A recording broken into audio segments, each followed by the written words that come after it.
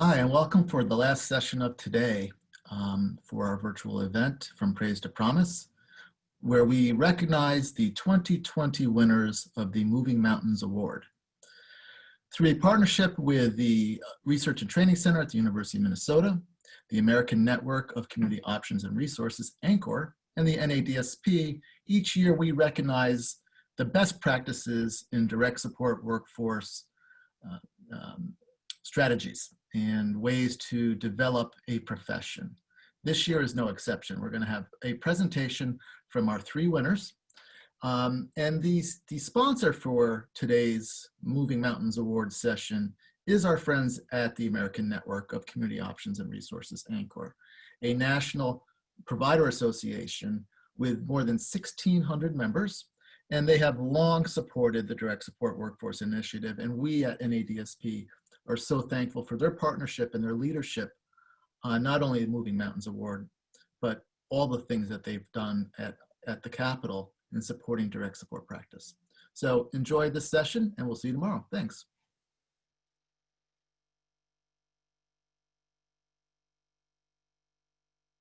Hello, and welcome to the NADSP's, the University of Minnesota's Research and Training Center, and the American Network of Community Options and Resources, ANCOR, Moving Mountains Award presentation. This obviously is a virtual event. We are accustomed to doing this live, but we thought this time is so important that we're going to share this with you virtually. The Moving Mountains Award is a collaboration between the NADSP, the Research and Training Center at the University of Minnesota, and ANCOR. We've been doing this since 2002. The purpose of the Moving Mountains Award is to recognize programs or initiatives by organizations who usually employ direct support professionals in best practices in workforce development. It's a very rigorous process that we've set up. The applications are reviewed by a team of experts, and we often follow up with our winners with more requests for more information. And I can tell you that the three winners that we have today are highly deserving of the Moving Mountains Award. And I would like to congratulate all three organizations for not only submitting their applications to us for review, but for the incredible work that they do on behalf of their direct support workforce and the people with disabilities that they support. They are clearly leading the way in 2020 in the most difficult of times, in unprecedented times for direct support professionals and organizations who employ them to do what's right. So please join us in welcoming and thanking our three winners. And they are Becoming Independent from Santa Rosa, California. And I was looking at their application. Luana Vetoy is the Chief Executive Officer, and the program is called the Discovery Project. Reviewing their application, something just stood out to me. Becoming Independent's discovery coaches, direct support professionals, are trained to see beneath the first thing people say and listen instead for the unspoken. And when I saw this, it's something that we've been talking about for so many years at the NADSP. We want direct support professionals to dig deeper, go further. Don't be satisfied with a good afternoon. Strive for helping people have a meaningful life. And I believe that Becoming Independent's direct support professionals in this initiative leads towards that goal. The second organization that we're recognizing today is FREE, Family Residences and Essential Enterprises from Old Bethpage, New York, which is on Long Island. John Best, Senior Vice President for Human Resources and Professional Development, will be accepting that award momentarily. But the Center for Learning and Professional Development. The Center for Learning and Professional Development is creating a learning organization. not necessarily only for direct support professionals, but everybody who's employed by the free organization. The agency's been able to engage their direct support workforce and match their interests and skills with the goals and the interests of the people that they support. They've created a really nice relationship with the local community college, Suffolk County Community College, and have seen great things and tremendous growth on behalf of their direct support professionals. So congratulations, Free. Last but not least, Good Life Innovations from Lenexa, Kansas. Michael Strauss, President and CEO. Neighborhood Network with iLink, using technology and innovations and helping people live in their communities. And when I read about Neighborhood Network with iLink, it was so telling to me that it seems to me that it is a quality improvement process, continually fixing and tinkering and improving upon things that are working. Over the last 20 years, Good Life Innovations has quietly built, refined, and packaged interrelated components with neighborhoods and families and people with disabilities and direct support professionals and clinicians of a neighborhood service model that's leveraged by good technology.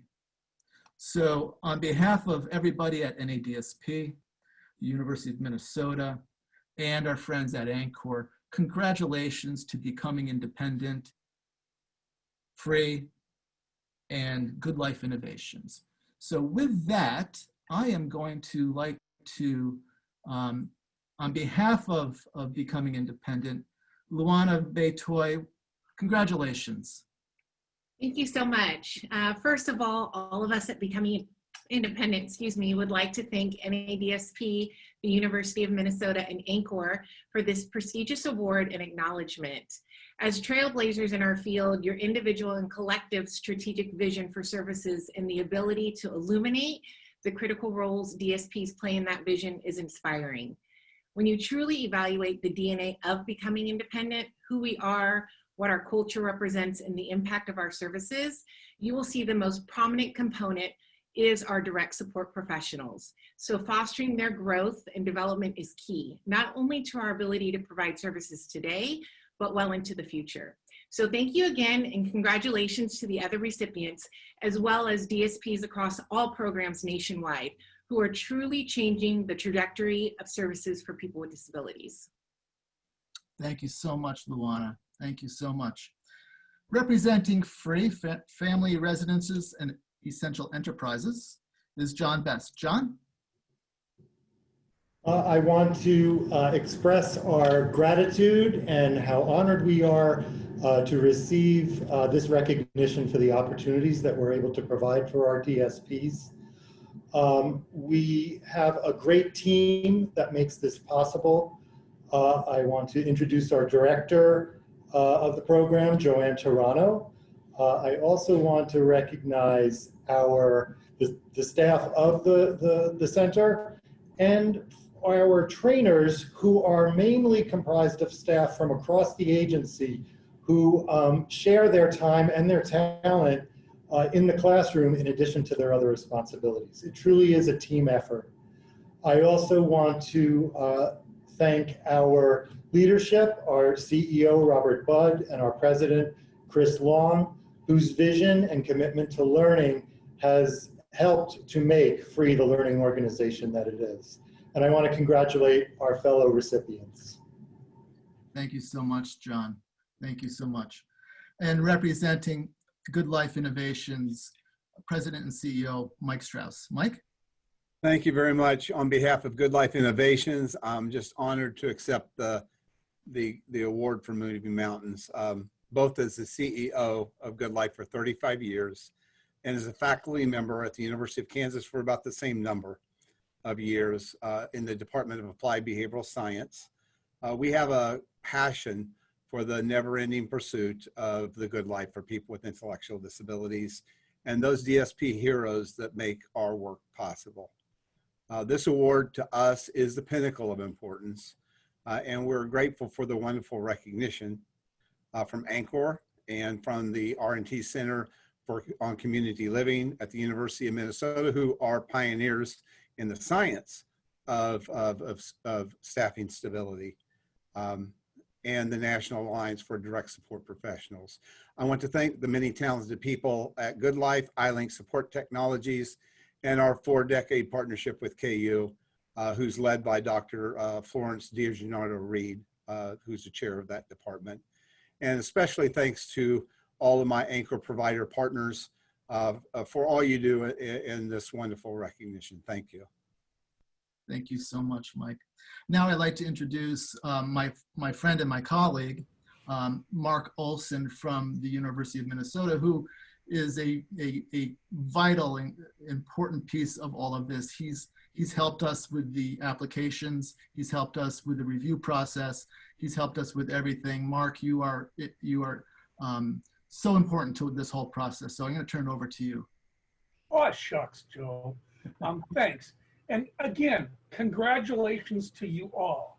Now, we're going to go into a part where we're going to actually have each organization share for 15 minutes on what they've been doing and what their project is about.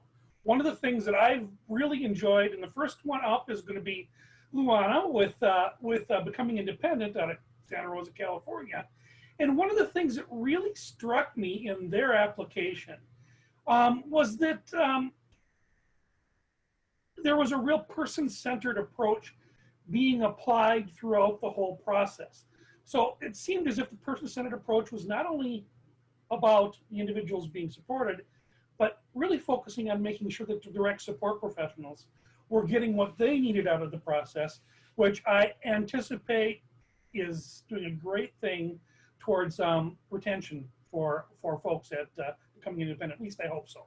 So, Luana, I believe Joe has shared and gotten, so you can share your screen. So if you'd go ahead, we'd love to hear from you. We are so excited to share with you all the Discovery Project here at Becoming Independent. A lot of heart and passion has gone into the creation of this project. Let's see, here we go. The team of visionaries at Becoming Independent who have helped to create and shape the Discovery Project are all DSPs, many who started their careers at BI completely new to the field. These VSPs have tenures ranging from 3 years to 37 years, each bringing a different perspective, insight, and value to the program. These visionaries have not only inspired the people that we serve, but they have motivated our community, stakeholders, and funders to support their efforts. While these individuals are the founders of BI's Discovery Project, the elements of the program are being shared throughout the agency with all DSPs. And while the primary beneficiaries of Discovery have, of course, been the people that we serve, the positive ripple effect to their circles of support, peers, and friends has been palpable. So why Discovery? Why did we decide to forge into that direction? The concept of person-centered services is something that has been in our industry for quite some time. And it's been a point of conversation that I think that as providers, we've all struggled with at one point or another. Where BI has experienced the greatest barriers is taking person-centered services from concept to reality. What we knew we always had in spades were DSPs willing to learn, to be trained, to practice and implement any strategy or program that would allow us to progress closer to those goals. Over the past 4 years, we have sent a large number of our management team and our leadership team to the National Leadership Institute on Developmental Disabilities through the University of Delaware. As each cohort returned of managers, they came back with insight and knowledge to share. But where we found ourselves at a crossroads was we knew we could actually never realize the true potential of this transformative approach without the buy-in and participation of DSPs. And as all of you know, DSPs in our field are the most passionate, creative, and committed individuals. It was no surprise that the overwhelming response from the DSPs when we came with these ideas and models for services was, if we are going to truly transform services and genuinely make them person-centered, the first place we need to start is understanding. Truly understanding what is important to and important for the people we serve. We know what we think their motivation should be. Everybody needs to find a job. But so many of them want so much more than that. They want relationships, They want to know how to start them, how to make a friend, how to have a girlfriend. They want their hobbies and their interests that are not work related to contribute to their communities and beyond and be celebrated as well. We collectively recognize that if we were going to create and execute the Discovery Project successfully, DSPs had to be armed with the professional development and training on person-centered services and so much more. Their talents, both industry-related or not, had to be shared, encouraged, and allowed to influence the program. In addition to processing external influencers to services, we looked internally to understand what our ever-changing customer base was wanting. Whereas previous generations felt affirmed when community-based programs like Becoming Independent began replacing the institutional models, a new generation of people served have entered adult services and have experienced inclusion from the very first days of elementary school, and have the expectation that their level of social engagement, access, and interest in what they want to do will carry over into their adult services. This generation has also influenced their senior peers to have those same expectations of their services, regardless of how long they've been receiving them.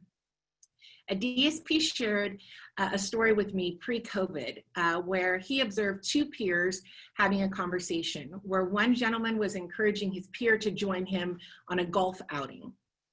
And his peer was adamant that he could not go golfing and certainly not try something new because on Tuesdays, he went bowling. He always went bowling on Tuesdays.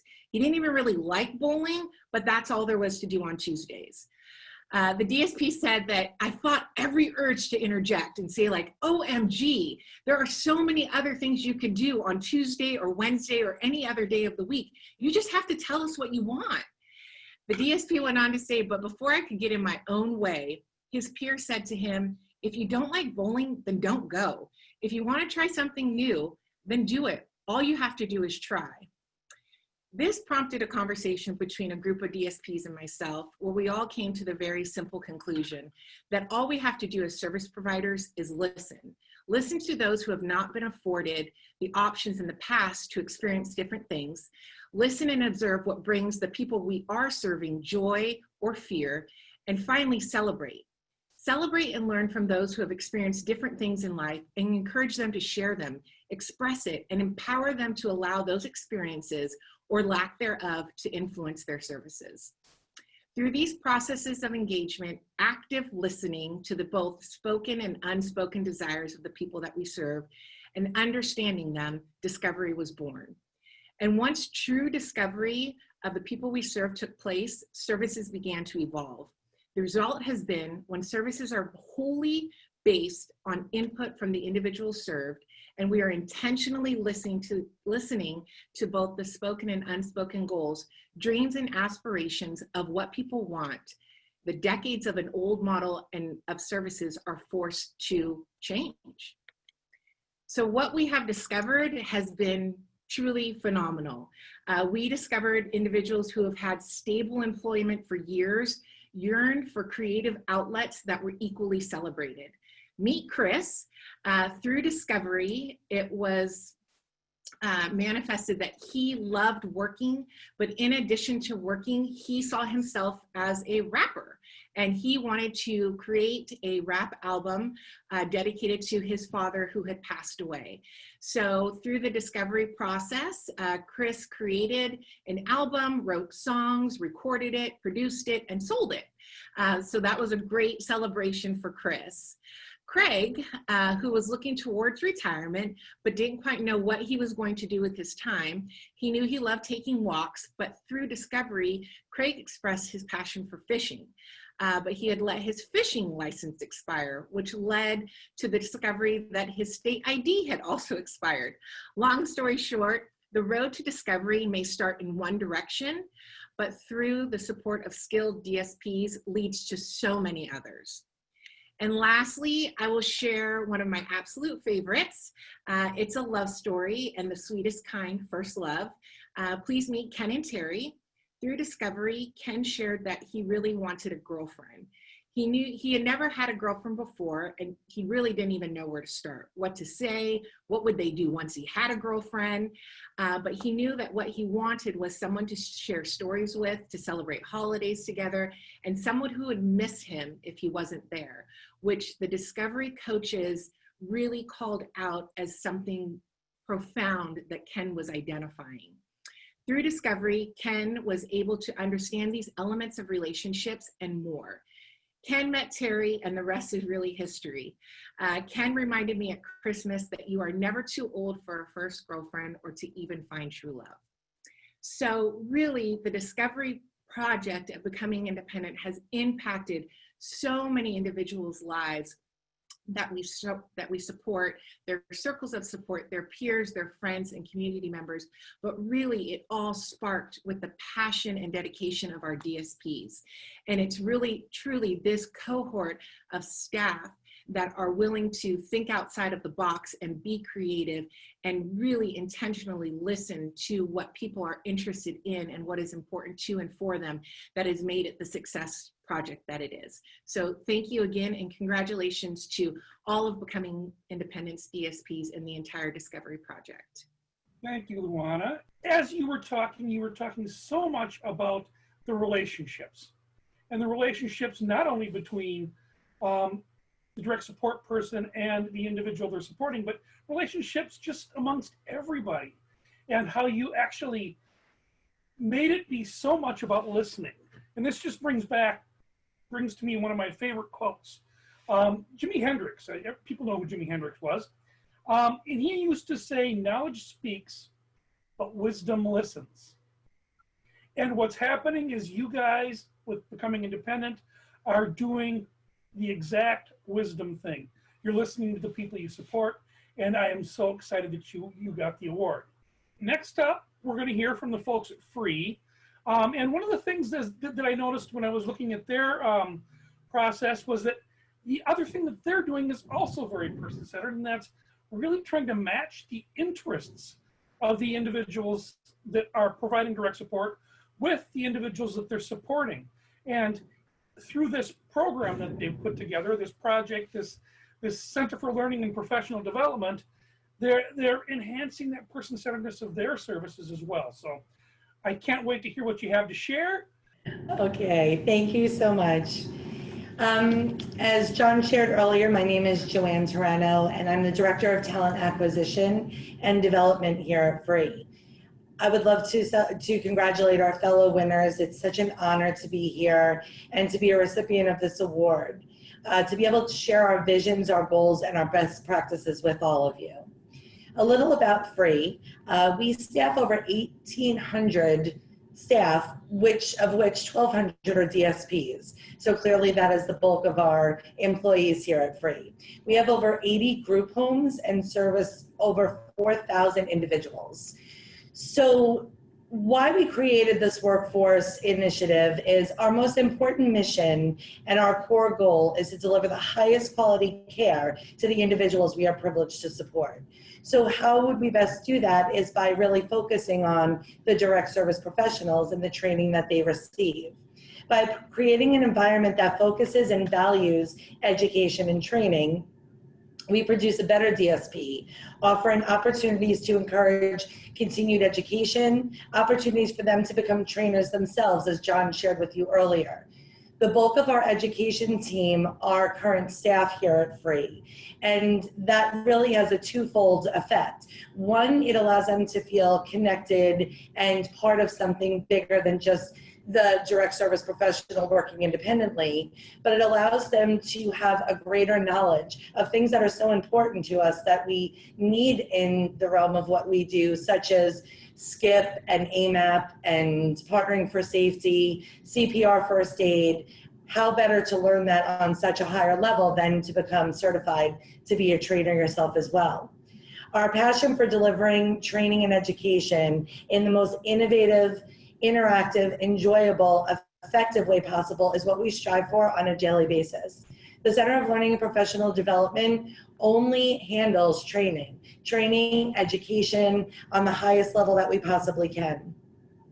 Challenges that we've overcome, as I'm sure some of you have as well, when state funding was cut, we chose to continue to support tuition reimbursement for advanced education. That's something that's very near and dear to us, and something that we feel separates us, from other agencies locally. Working with a younger, more inexperienced workforce who may not initially understand the value of professional development. So they're coming in, a lot of them, this is their first opportunity for employment. They are looking at the role of the job, not realizing all that it entails and all that they'll have to work on to make sure that they are able to provide the services that we need them to. So a challenge that we have, but we have overcome, is to make sure that we build an excitement and an enthusiasm in the DSP, so that they realize that learning can be fun, is important, and something that is a major part of their job. They have a lot of mandated trainings that they are required to go through. Just being required doesn't make someone like it, right? So what we do is we try to add incentives and different things that makes it more fun. The environment is fun, and therefore something that they have to do doesn't seem to be, such a chore. Developing a training staff, developing training to staff that are geographically dispersed across Long Island. So how do we get creative and offer them the same opportunities for education that we offer those that are close to us geographically? Outcomes that we have seen from this program range from, we have different outcomes that we've seen from as a direct correlation of our professional development. Since 2015, before we get to this slide, 17% or 206 DSPs were promoted. That's a huge number. CLPD's emphasis on new staff orientation and training has contributed to a significant increase in retention in the first 6 months of a DSP's employment, going from 36.78% in 2015 to 57.2% in 2019. So that's a 20% jump in the improvement of our retention rate.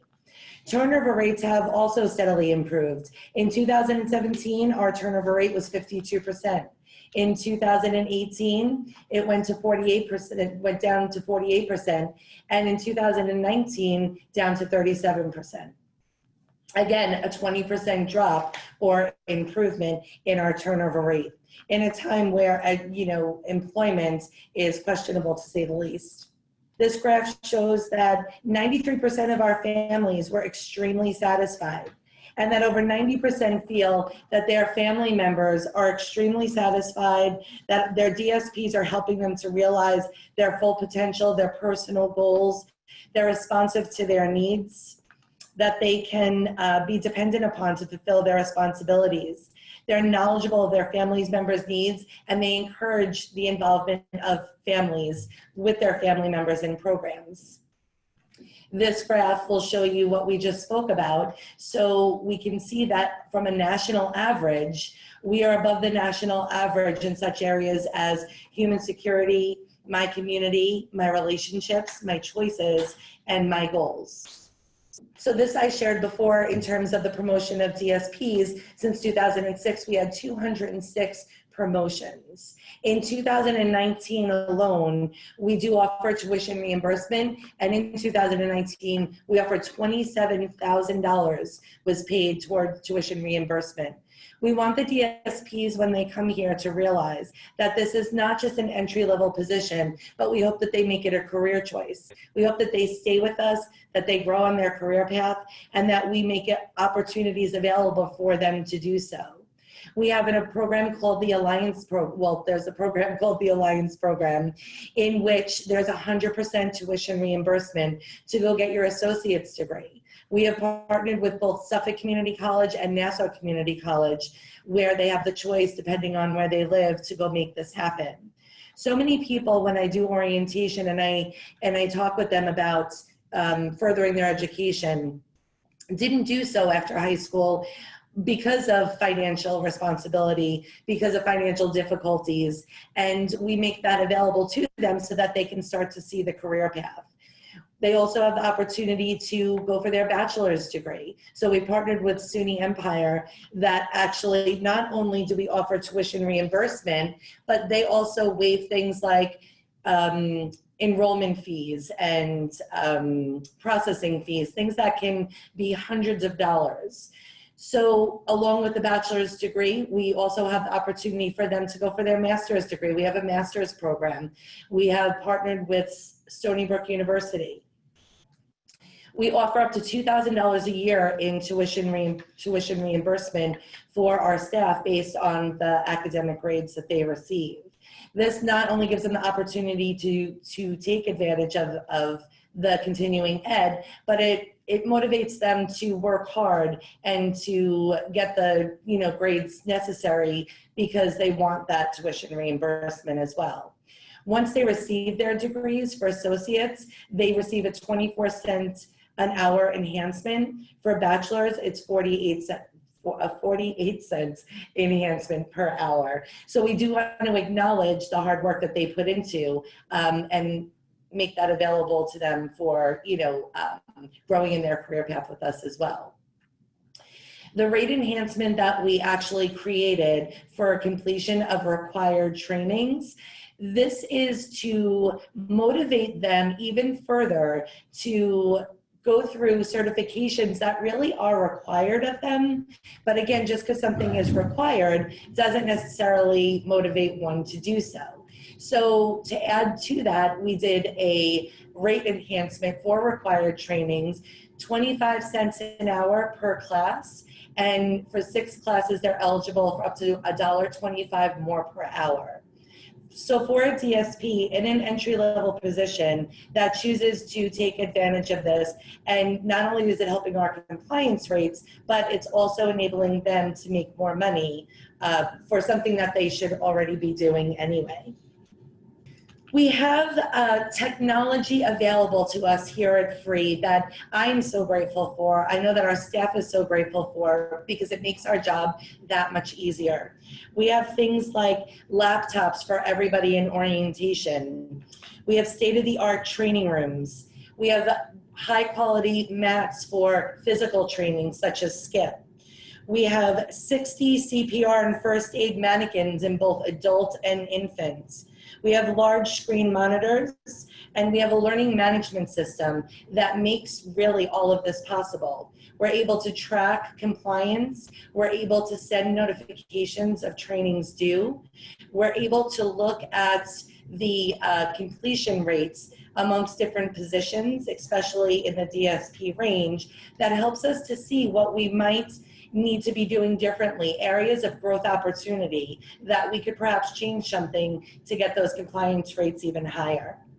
Something else we do for our DSPs are forums. Twice a year we hold forums as an opportunity for the DSPs to come and be heard and to, again, feel like they are part of something bigger than just what they're doing independently in their role. So at the forums, we get feedback from the DSPs. This feedback is then taken and looked at to see how it could possibly be implemented. Things that resulted from the forums are the pay rate enhancements for doing the already required trainings. The amount for tuition reimbursement was looked at and thought, the DSPs felt that if it was perhaps a little bit richer, they would be able to take advantage of it. And so that was looked at and then implemented. The bachelor's degree program came directly from the forums. Initially, we offered what the Alliance program offers for the associate's degree, and we offered the master's program. But there was something lacking in the middle in the bachelor's degree, and now we offer that as well. Our DSPs are a vital part of what we do, and we want to ensure that they feel valued and heard. Forums allow us to keep them connected and allow them to be abreast of the agency's standings, budgets, state information, and strategic goals and plans for the next 6 months. Again, allowing them to feel like they are part of something bigger. Tuition reimbursement has been a tremendous success for us. They not only feel cared about, but it makes them want to stay here. It makes them want to continue their career free. The levels from when they enter as a DSP up to vice presidents of departments is such an incredible career growth opportunity for them that they now see possible through all these different things that we offer within education. This year, we all experienced great travesty with COVID-19. It was an opportunity to be humbled and to look at a way to do things differently. This was an opportunity to take what we had, offer it in a different way, but still be able to create a learning environment and still succeed with keeping in compliance. None of us have the luxury to have been given the opportunity to close shop while COVID was happening. We had to continue going. We had to keep on. Our DSPs showed up and suited up and gave in the most extraordinary ways. So the way that CLPD wanted to support them in doing that was, one, to keep continuing orientation weekly. We had quick implementation of remote training. Weekly orientations continued on. We did not miss a week. Our thought process was this: if God forbid our DSPs that were currently in the field were to get sick and be affected by COVID-19, who would care for our individuals? Again, we don't have the luxury to close down. So we had to make sure that orientation kept going, that we had backfill, that should we have a greater need, we were able to fill that. Through weekly orientations from March 16th, which was the first week New York was so severely hit with COVID and the restrictions were all put on us, through July 21st, we put 154 people through orientation. 114 of them were DSPs. In the same time frame in 2019, when we were not in the middle of a pandemic, we only trained 20 more people in orientation. The drive and the desire and the determination to know that we had to keep going was not an option to us. We were asked to participate as an agency in a small training work group comprised of people from various local agencies to see how to keep the training going. What could we do to stay in compliance, but also follow the guidelines that were laid before us with COVID-19? Within 1 week, we had all of our trainings virtually delivered.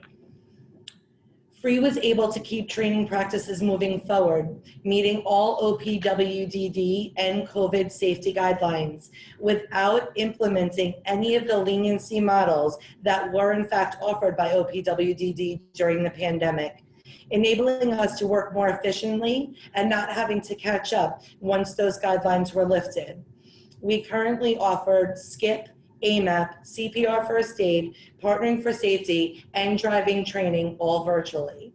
We offer the physical portion of SCIP in person with all safety guidelines followed in much smaller groups. We offer, as I shared, orientation still weekly in person, but with a very heavy remote computer-driven learning style through our learning management system. Through this, I think we've all learned a lot, that we could do much more than we even thought with much less than we had before. But what it's done is it's given us an opportunity to see how we could even work more efficiently, how we could be offering trainings in programs, how we can respect the fact that people that work only 24-hour shifts have other jobs, they have children, they have other things they need to attend to, but yet we need to make sure that we encourage and motivate and make sure that they're staying in compliance. So it was a great learning opportunity, I'm sure, for all of us, but especially us at Free. I am honored and privileged to work for this organization. I'm honored and privileged to be the first face that our orientees see on a Monday morning so that I can ensure that they are the most important people in the room at that moment, that they are a vital part of our organization, and we could not function without them. So thank you again to all of you that were a part of this award. Thank you for the recognition. But it's such a beautiful thing because it's something I think we would all agree we love to do. And that just makes it that much sweeter. Thank you so much. Thank you. And a couple of things that I heard there that just really strike me are how you talk a little bit about compliance and some of the compliance pieces, but you also are so focused on what's beyond the compliance and the training pieces that you have in place and the fact that you've affected your turnover rates and your retention so well. It is something that just really sings to me. So again, congratulations. Are we ready for Mike? Do we have everything ready so Mike can actually project and work? Hello, I hope my screen shows up. I'm going to go through a little bit of what we do. Our project is really a 20-year project that we are presenting called the Neighborhood Network. And I'm going to actually, for whatever reason, it's wanting to make sure that, there we go.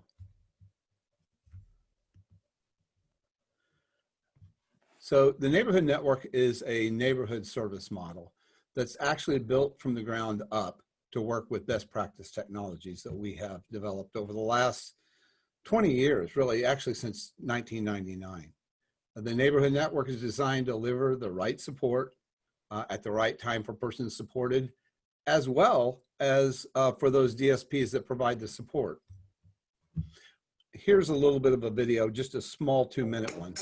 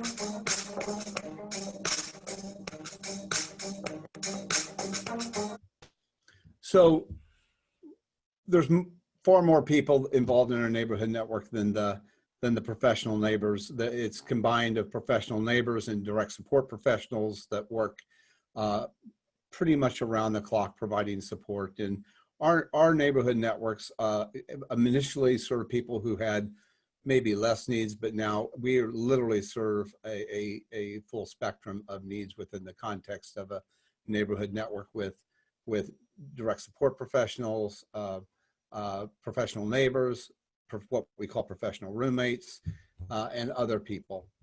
It does start with the neighborhood. And then once we select the neighborhood, which we actually have an assessment for selecting the neighborhood, which includes, you know, what it's close to, what kind of amenities exist in it, whether it organically already serves people or provides housing for people who has needs, and whether it's, you know, affordable, those sorts of things. Then all of the homes are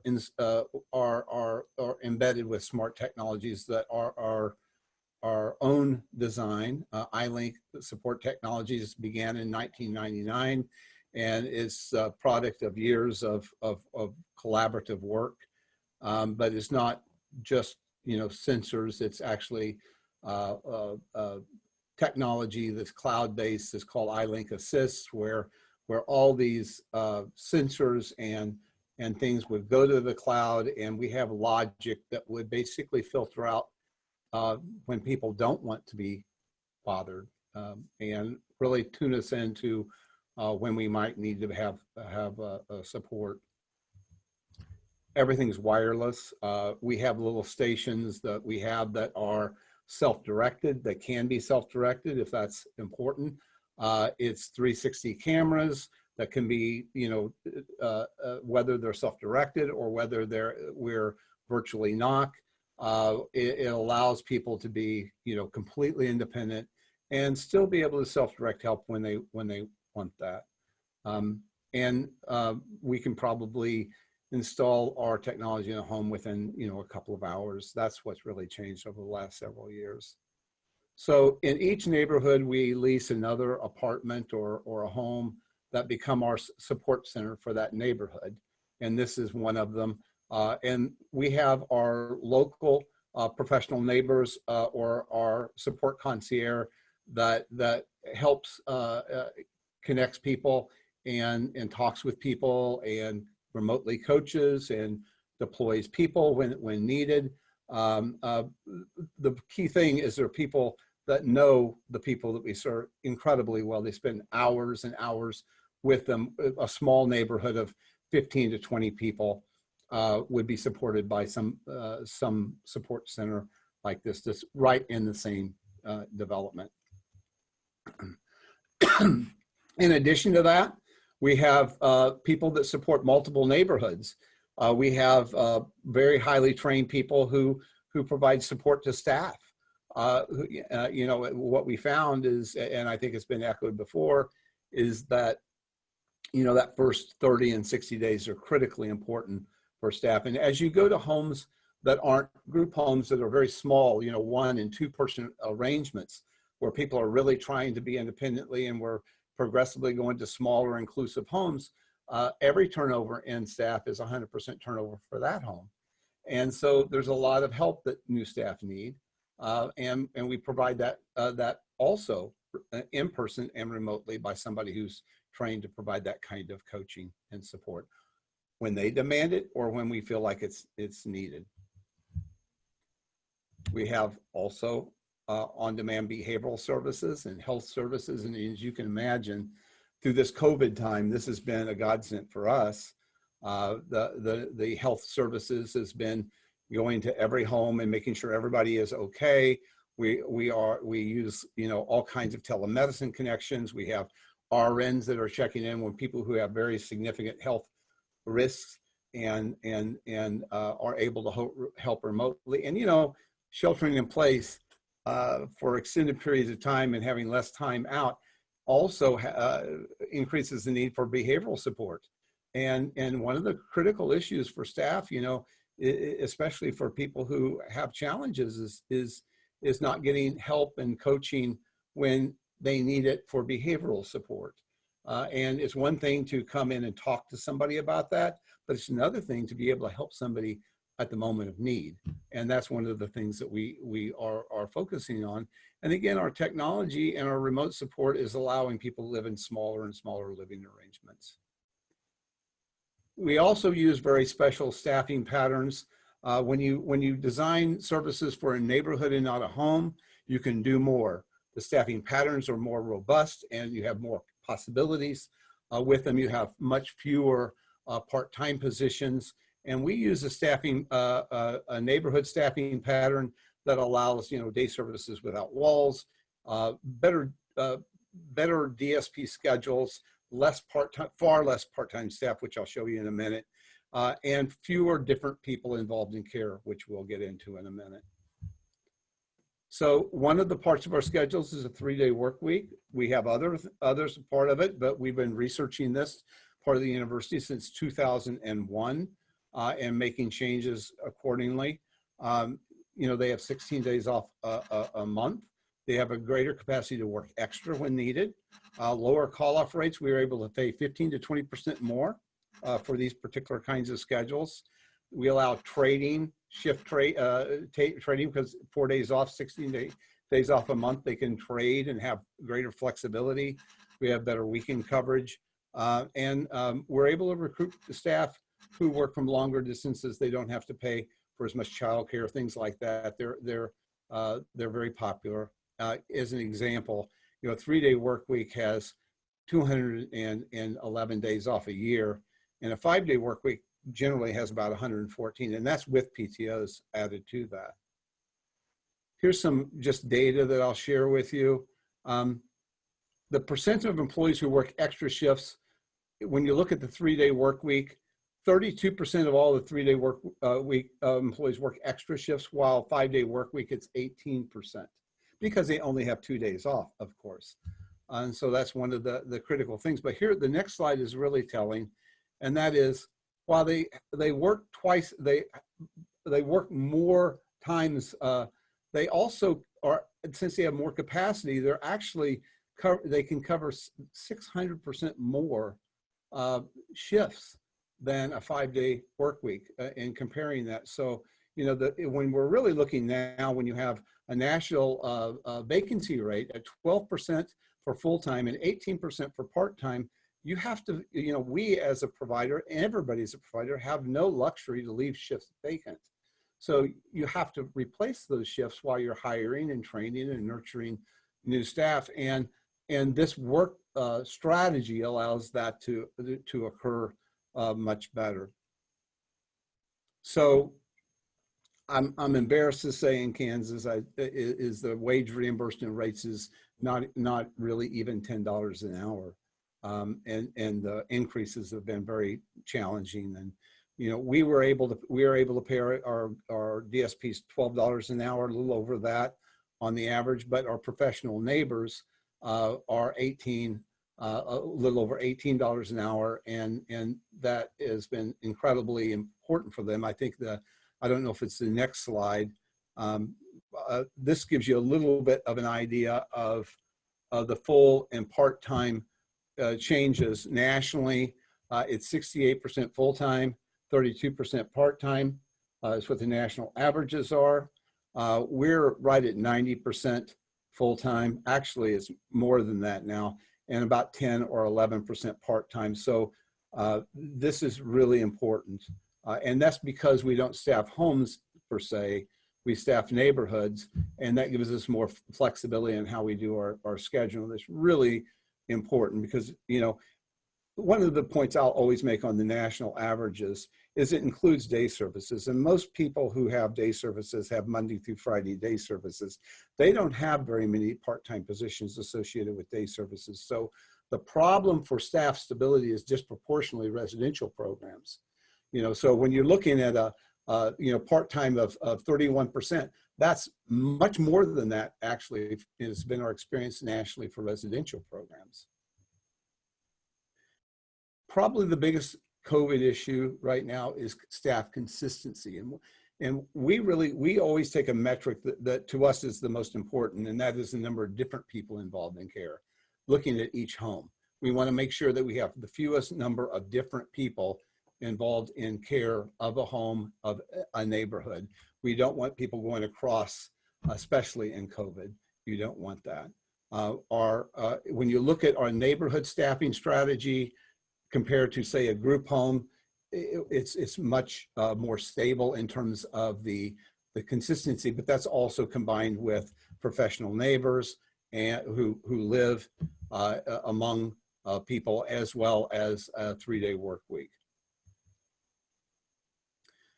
Interestingly, our 2019 annual turnover for professional neighbors was 0, which we were really excited about.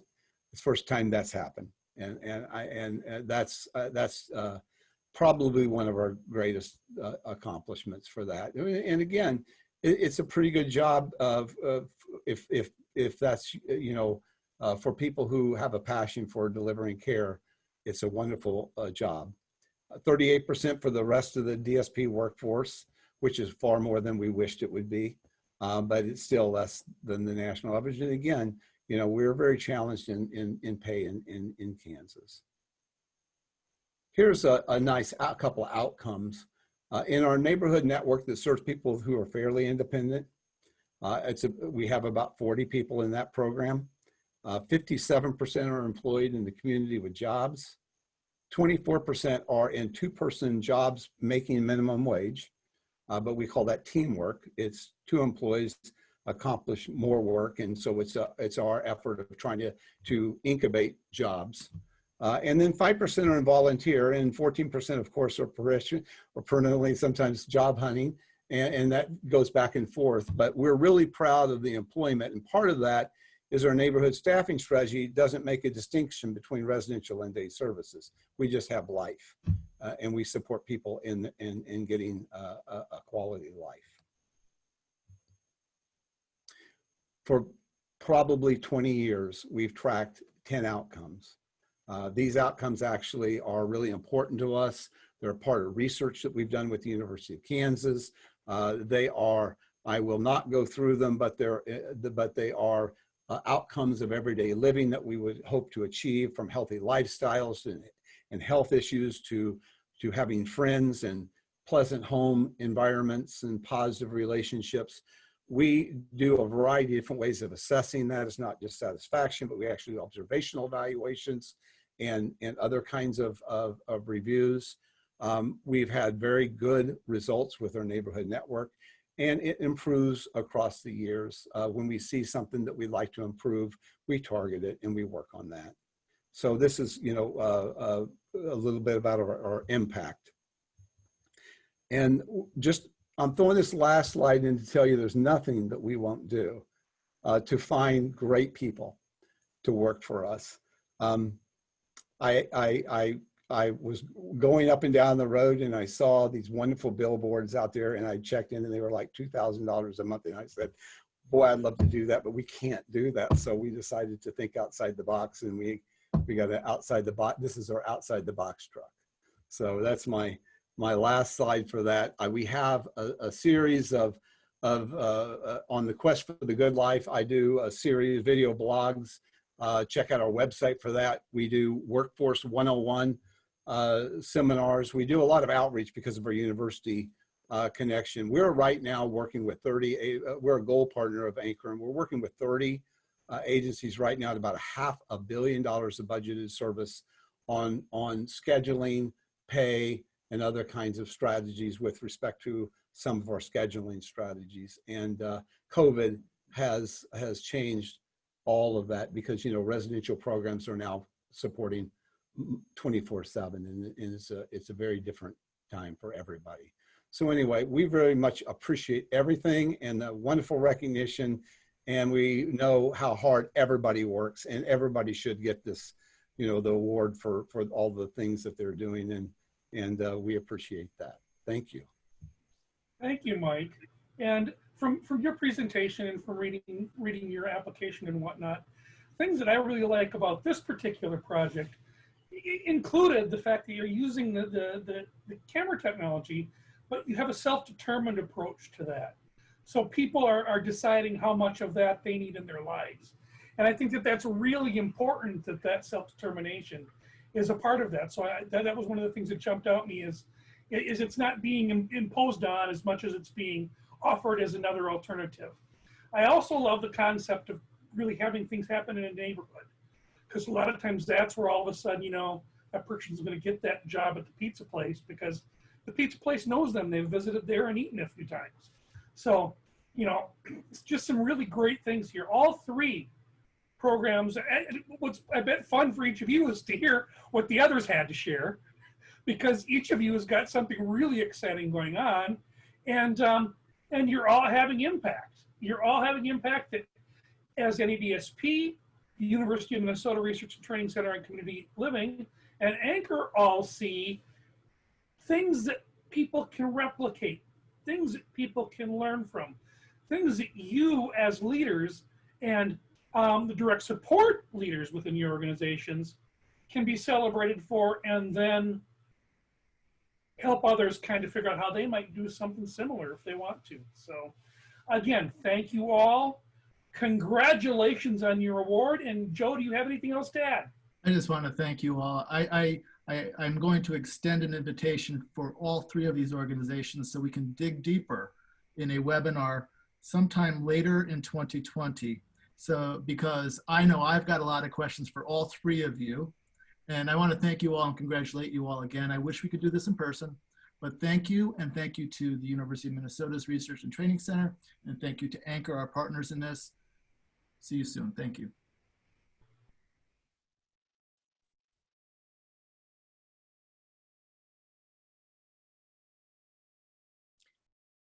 Congratulations, Moving Mountains Awards winners. Great presentation and wonderful, wonderful to see what organizations are doing to benefit direct support professionals. We've come to the end of our third day from praise to promise, and it's been a really good 3 days.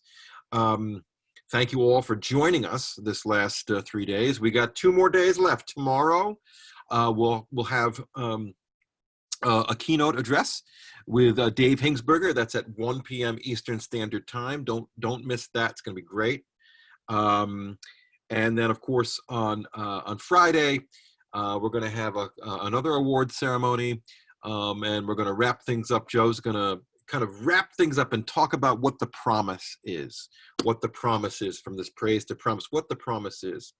And we're going to have a very special end presentation, a big giant words of encouragement montage to end our week.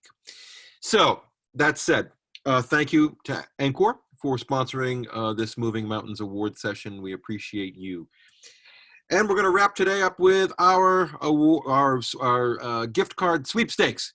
Drum roll. These 2 gift cards, 2 $100 gift cards, were made possible by our friends at DSP Wear. Thank you so much for contributing a gift card. And Rose and Kiernan, again, Rose and Kiernan, thank you so much. You've been such great sponsors for this event. We truly appreciate you. We couldn't do it without you. Thank you. So here are the winners. Drum roll. Evelyn Reyes from Becoming Independent. Isn't that wonderful? Wonderful, Evelyn. Congratulations. You won a $100 gift card.